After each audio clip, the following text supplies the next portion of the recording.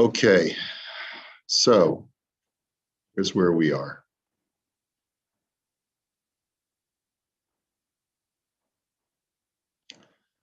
So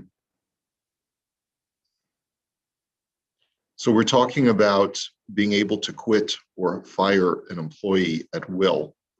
And we basically learned in the Imrei Yaakov is that that's only true if you're not causing financial loss or interruption to productivity. So there are going to be two examples that we're going to see here in the Biurim, one that was alluded to in the Likutim before, and the other one having to do with hiring a cab driver. Okay, so let's take a look. Adam shehizmin Torah etzel rofei ulabasof lo higia elav. Person makes an appointment with the doctor and then fails to show up for the appointment. Yesh ladun bo im chayv lo be'eza tashlum. So is he liable to pay him a certain fee? Let's say there wasn't any fee set up at the outset. Today, we've addressed this issue that every office basically tells you in advance that if you don't show up for your appointment, there's whatever it is, 25, 35, 50. I think Joby said 150 was the fee for his office if you don't show up for an appointment. He said he doesn't have a fee at all. Oh, right. He doesn't have a fee at all, but certain specialists that do have a fee. He says that non bava mitzia ayin heya midbeis asocheres haumnin v'itu ze ein lahem ze al ze elatar umos. That if you hire workers and they deceive each other, then all there are recriminations, but there's no financial recourse.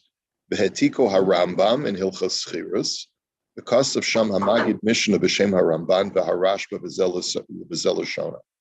He says the Magid Mishnah, quoting the Rishonim, states as follows: Uchisha'amru ein lahem ela tarumos shelo holchu dafka b'shelo hayu yicholim lahaskir atzman emesh k'shesachram balabayis hazeh.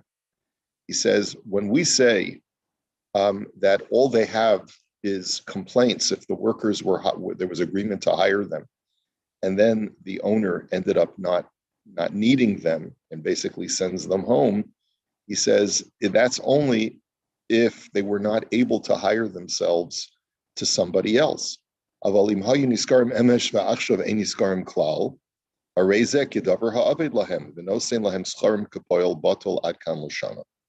he says, but if they could have used that time that they committed to their employer for somebody else, and they could have made money with somebody else, then of course the employer who hired them and then ended up not using them has to pay them not the full amount of what they would normally be entitled to, but has to pay them like what's called a poel batel. We've seen this term before. It basically means what would a person in that profession be willing to accept for not having to work.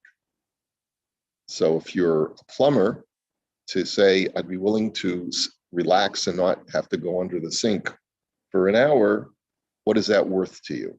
Well, it may be worth maybe 2/3 of what you would normally get, maybe 3/4. The Beis Din would make the estimation. The Chen cost of Hatur, and he quotes all of the other. And the Shulchan Aruch therefore writes, "B'med dvarim she'ein lahem alav ela tarumas kishlo holchu. Davke kishlo hayu yicholim lahaskir atzmam emesh kishasacham balabayaseh. Aval im hayu niskarim emesh be'achshav einam niskarim klal. Areze kedavar ha'avid lahem benosim niskarim kol batel." Exactly the same term. Ulafizeh, and therefore, according to this, yotze lanu linidon didan. So accordingly, in our situation, dahoel im lo hayamazmin hu et hator. If this patient had not made an appointment, the doctor could have booked another appointment in his stead. And now that this patient did not show up for his appointment, the doctor was not able to, his office was not able to book an additional appointment. This could be, let's say, with a dentist as well. And therefore there has to be some halachically, you're obligated to make compensation. Okay, now, There is a lot of discussion on this issue. He says, because the Chos Choshen Hiksha, Dema Bekach Shenisbatlu Al Yado B'Malacha. The Chos asked the question, well, what difference does it make that I caused a person to not be able to work? But we learn that if I passively cause someone to lose money, to not make money, then I'm pater from pay. Like, for example, let's say I block the entrance to my friend's store and I prevent people from coming in. I can't be held liable for lawsuits. Even though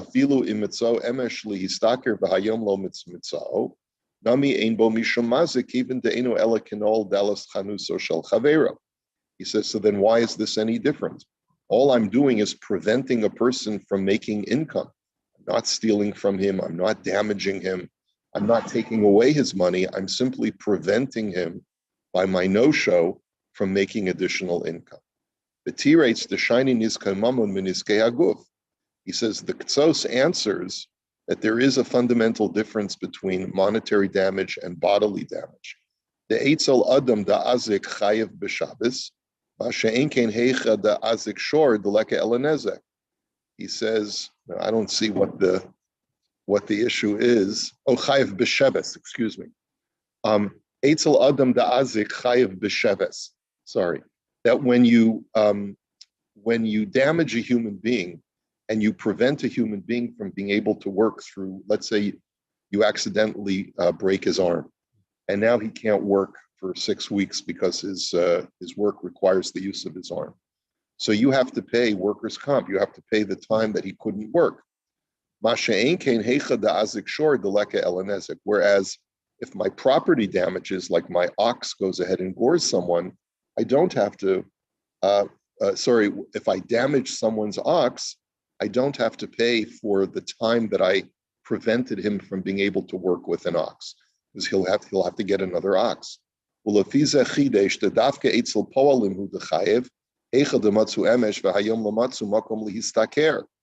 says, based on that, he writes that it's only for workers. If I cause them to not be able to find work today because I promised them work and then I didn't deliver on my promise, therefore I have to pay them for time lost, which is the same thing as if you damage someone and you cause them not be able to work, you have to pay them. But if, let's say, you hire a person's animals, you hire his truck, and then you end up not needing to use it, he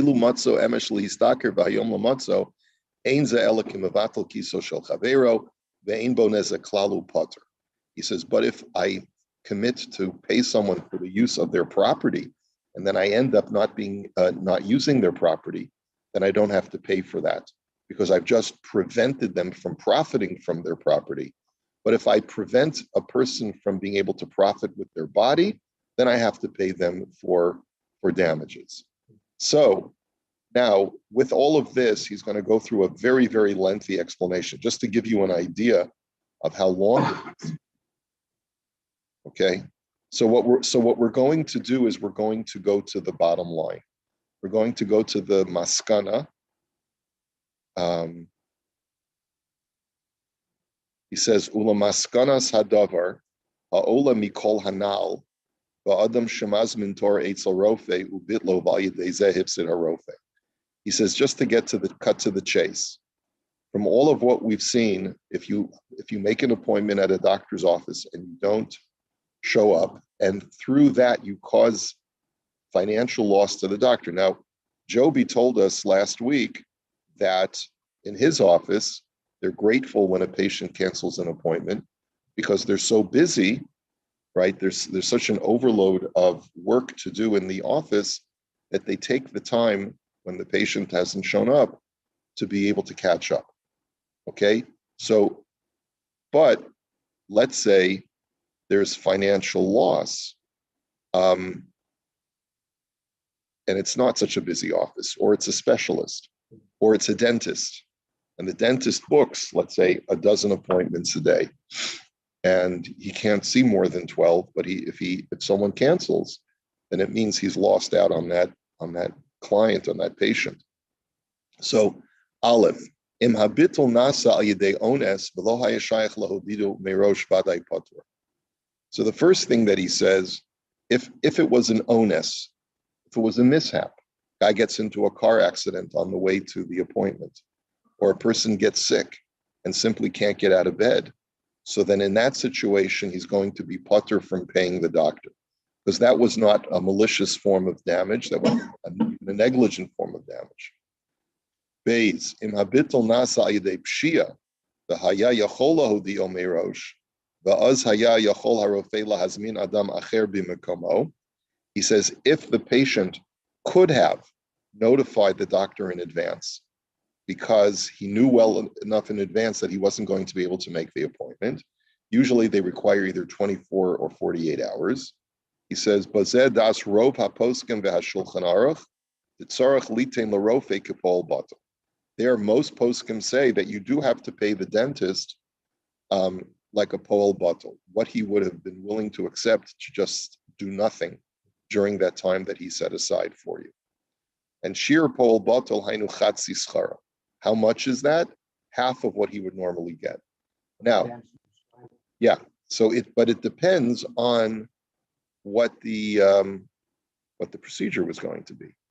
If it was, let's say, a cleaning, then you pay for half a cleaning. But it's sometimes hard to determine, because dependent upon the amount of buildup in the teeth, like how often do you get a cleaning? Is this your first cleaning in a year? Is it your first cleaning in 6 months? That might determine how much time it would have been required. And they do it by units when you get a cleaning, the scaling, right. They book an hour for you. Right, but sometimes it does take longer. Sometimes, yeah, that's true. B'makom, yeah.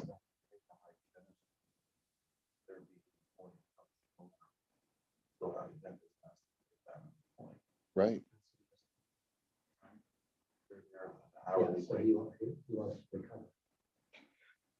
Right. So it's not clear whether half the amount is going to be sufficient. Let's say, I don't know how much the dentist pays the hygienist versus how much the dentist charges, but it could be if there's out of pocket for the dentist, then clearly you'd have to pay whatever he's out of pocket for. In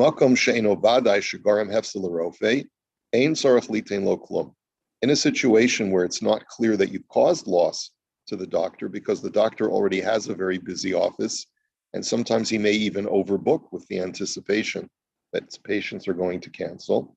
So it's not clear that you've caused him financial loss, then you wouldn't have to pay him. And this would be especially true if, let's say, the visit to the doctor is just a checkup. In other words, it's to come in, we're just going to take some blood, and then we're going to send you home. Or come in, we're just going to look at the stitches, and then send you home. If it was a 5-minute visit anyway, then you wouldn't have to pay for that. Even though if everyone who has a 5-minute visit would do that, cumulatively it might cause financial loss, but no one specific individual should be held liable if it's not a long appointment.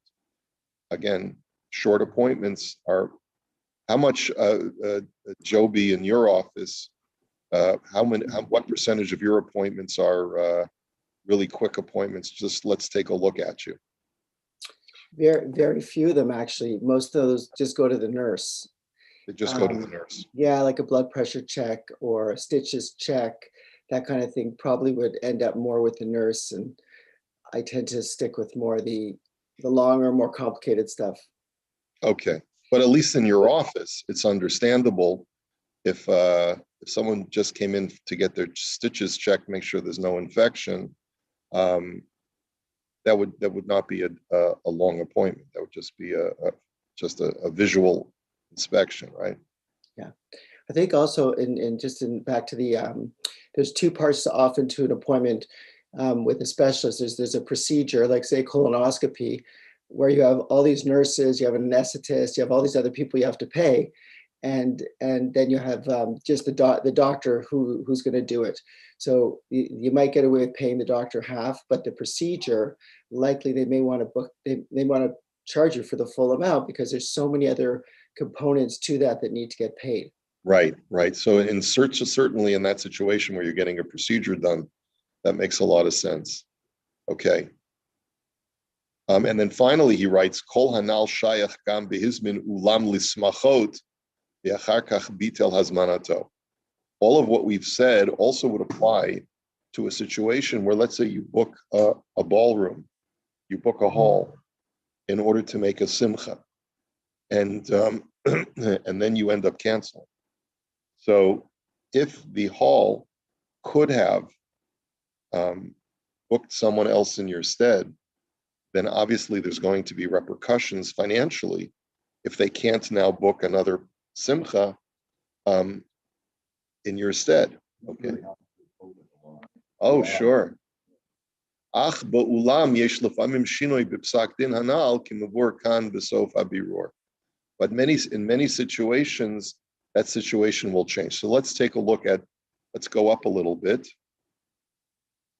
He says here. V'davar zeh shaykh gam le'in bitul ulam shehuzman l'simcha. Di'im lo haya ones kederach hanispoyer. That if it wasn't an ones, as we've explained, sarich l'shalim lo kepol batel. You'd have to pay the hall what they'd be willing to take to not have to put everything together for that night. Ach, which would be that half of what they would normally take. Ach vaday dibazel lo shaykh litain shir shel chatzi mechir shekavu v'ra'ui lihitpasher. He says in that situation, maybe it would not be half of what they would normally take. And he says maybe it would be more. And you should try to work out some compromise. And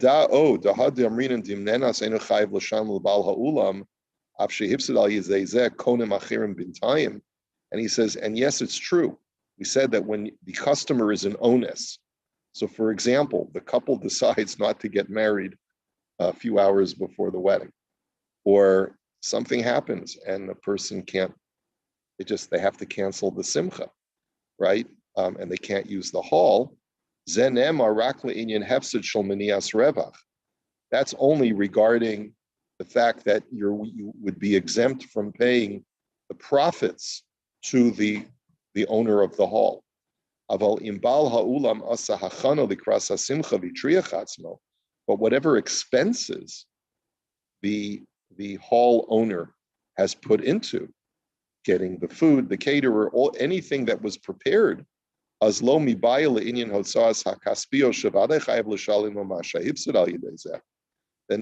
this is even for an onus. He says that you obviously have to cover all of the costs of whatever was out of pocket. But you also have to pay him for his time and effort. That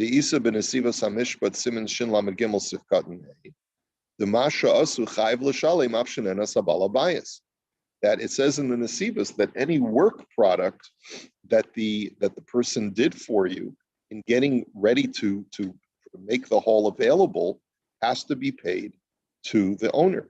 Even though, right, okay, in that situation, the tables are a little bit different, the situation is a little bit different, but it's the same idea. Just one sec. Ulam ki kol zeh kishlo asu shtar b'neihem, v'lo nasan demei kedima b'torei ravon.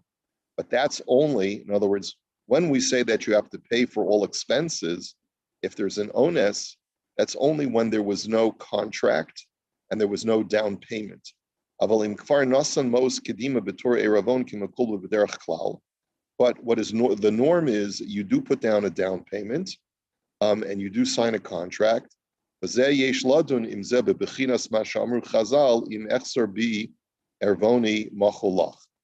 He says there is a case like that in the Gemara where a person says that if I go back and I end up not, I give you an Eravon, I give you collateral, or I give you, which is comparable to a down payment. And if I go back on the deal, like we make a deal that I'm going to purchase goods from you and so forth, and I give you a down payment. And if I back out, you get to keep the deposit.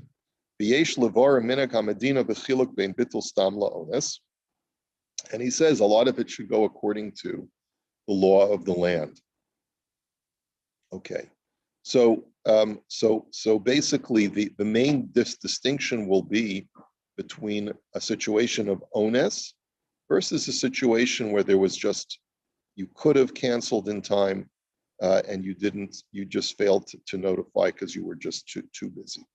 Okay, and that will be a very important halachic difference. Okay, Paul. Yes. So if the setup could be used for the very next day, could you mitigate how much you have to pay by saying now you don't have to set up for the next?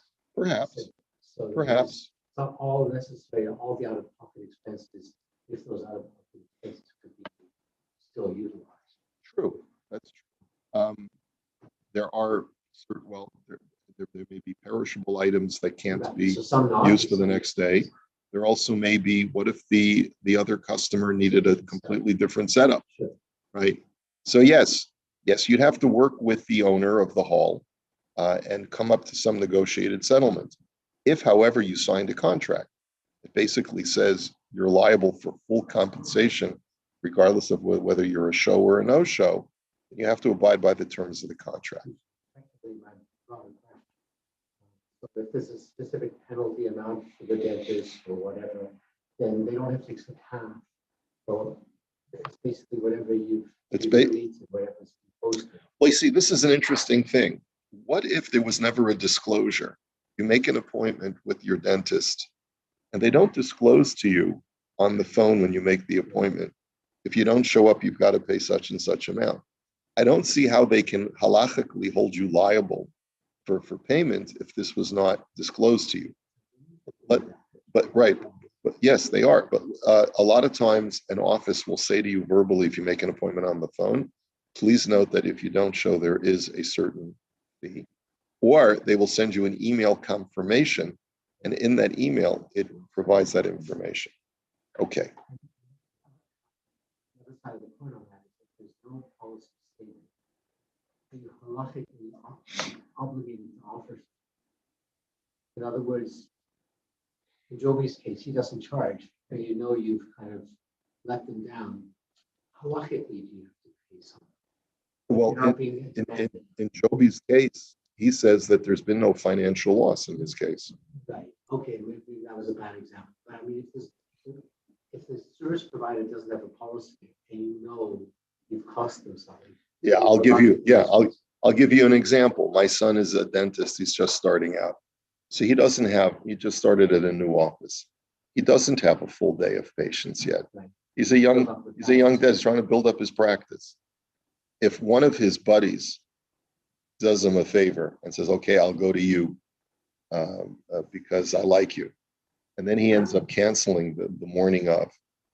So my son, out of a concern that he should not lose this person in the future, may say to him, it's okay, forget it. But that's where your question is very pertinent, Paul. If my son did book this guy and could have used that time for another patient, so then the person should feel a sense of indebtedness to compensate him. Let's say, however, he was having trouble scraping together a schedule for his day. So is it a question that he could have gotten another patient? But I know for example, my son does Sunday hours in order to be able to drum up more business for those people who are busy during the week. So they would want to come in and see a dentist on a Sunday. Let's say he could have used that time to spend with his kids or learning or whatever it is, and now he's stuck in the office. There should be a sense of halachic responsibility. I think it's not. I think it's halachic. I don't think it's just a moral issue. I think from what we're seeing that there's a halachic obligation to compensate someone, even if you could make the argument that they didn't have the opportunity to book another patient, or perhaps they didn't. But there should still be something to compensate him as a pole bottle, maybe not to give him the full half, maybe to give him a little bit less than that, but to give him something for the fact that he spent the time away from his family and opened the office for you, and you ended up not Provided. showing. You could be vocal and say, no, that's He could be mochel. right. So, but I'm just wondering whether that process. He could be mochel, and in that case, there wouldn't be a halachic requirement because he was mochel, but there would still be some kind of ethical obligation. I think so. Okay. So the next case that I want to see is, and we've seen this a little bit before, v'yesh levarer kisha'adam, because we were talking about a person quitting in the middle of either schirus or kablanus, whether you're a schir yom, whether you're paid by the hour or the day, or whether you're paid by the job. You can terminate the service contract at will, either the employer or the employee, provided that there's no financial loss. V'yesh levarer kisha'adam mazmin rechev l'nesia arucha kegon miYerushalayim litzfat. So, what would be the halacha? You hire a driver to take you on a long trip, let's say from Jerusalem to Tzfat, which is what, 3 hours? What is it? 3.5 hours. Okay. B'shuv rotzeh levatel nesiato. And now you want to cancel the trip. You call them that morning, you booked them a couple of days ago, and you call them that morning and you say, I'm not going to be able to go to Tzfat. Ha'im rashayhu b'kach. Are you allowed to do such a thing? Or maybe you have to, in some way, make him whole.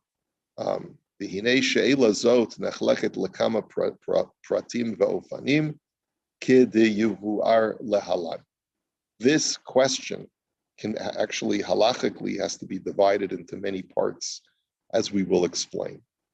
So, in other words, there's going to be a number of different components to this question, as we will explain shortly. So why don't we do this one tomorrow, and we'll hold it here, okay? All right, have a good day, everybody.